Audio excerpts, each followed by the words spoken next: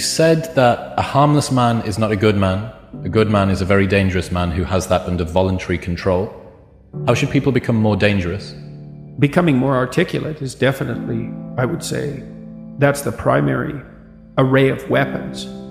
So, I mean, physical prowess is something, and it's not nothing, that physical confidence that comes along with that as well. But the same thing replicated at the level of the ability to communicate and to think, and that's way broader field of battle and opportunity. You want to take your rightful place in the kingdom? It's like, get your tongue straight, man. Get it under control in the highest possible sense. There's nothing that makes you more formidable than verbal competence, than being able to articulate, be able to think, to marshal your arguments, right? It's a battlefield metaphor. Get everything in order, all your information straight, to marshal your forces.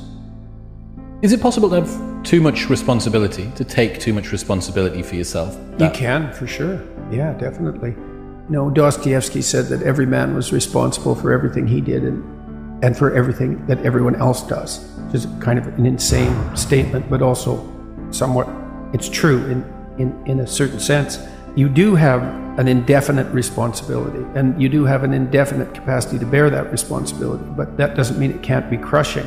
And then I would say the antidote to that is that you're not in this alone. As your responsibilities mount and your opportunities increase, you have to delegate more and more. It's important that you do everything you can, but there's enough for everyone to do.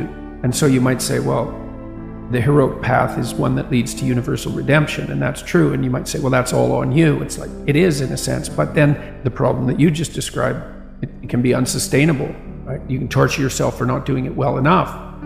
And it is up to you, but it's not up to you alone. It's not up to you alone. So you delegate, and you help build people around you so that they're all working in the same direction. It's an effort multiplier in any case. And you make sure that they get credit. Credit's good enough. It's not exactly right.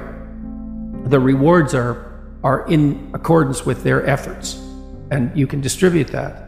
If you can routinize something and parse it off to someone else, say, here's a little kingdom for you, and it doesn't have to be little, and it's something that can grow, but here's a kingdom for you, well, then you can go off and do the next thing you need to do, which is extremely important.